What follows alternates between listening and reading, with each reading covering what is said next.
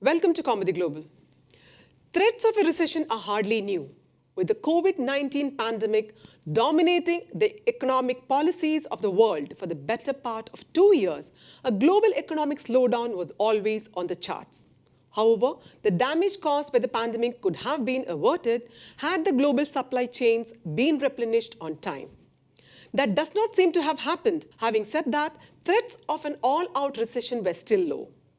Now, though, the devastating effects of the war in Ukraine are beginning to weigh in on leading economies around the world. Energy prices have skyrocketed, and inflation rates have seemingly spiraled beyond the control of governments.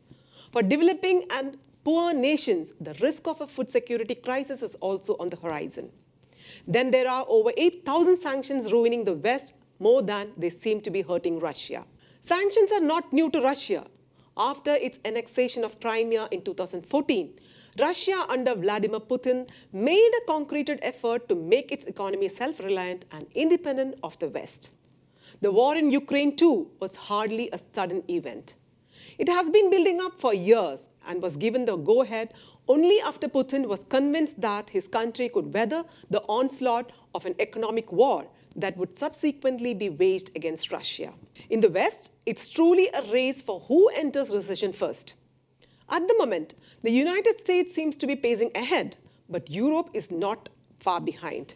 The world's largest economy is not technically in a recession, even though Joe Biden and his administration are reluctant to admit the same.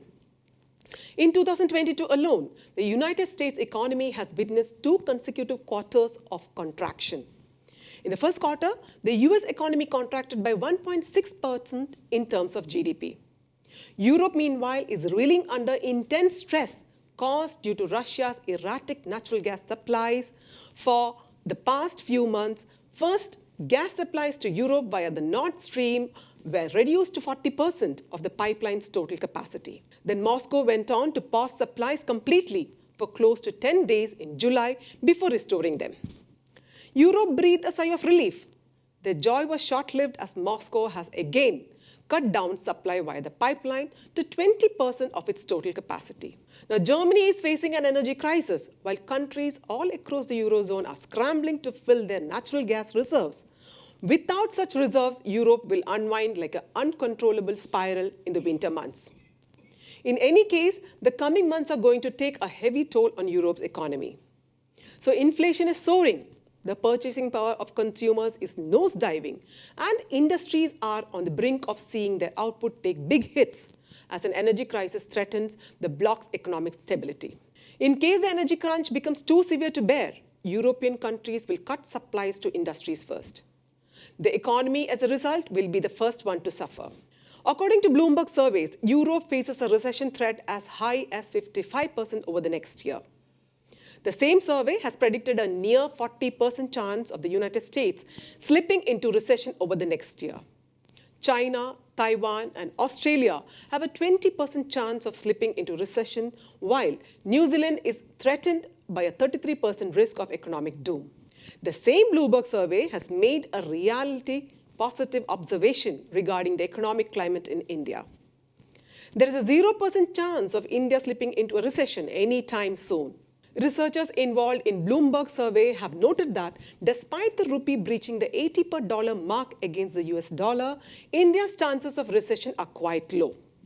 Sure, the IMF has lowered India's economic growth forecast for the current fiscal to 7.4% from the 8.2% estimated in April.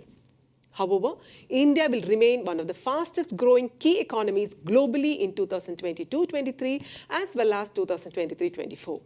A lot has been said about India's dream to have a $5 trillion economy. Prime Minister Narendra Modi has himself been a vocal advocate for this goal to be fulfilled with the help of every Indian while continuing to strive for an Atmanirbhar Bharat. Evidently, India is fast reaching the finish line of one of its most important goals in recent history. By 2026, meanwhile, the size of the Indian economy is expected to go up to $5.1 trillion. There is a marked and a rather remarkable difference between what the West is going through and what India is experiencing. Economies around the world are contracting. The names are big: USA, European Union, and maybe even China. India, on the other hand, is steadily moving towards its goal of a $5 trillion economy. On one hand is a gloomy story of downfall and doom, and on the other of hope, optimism, and endless possibilities.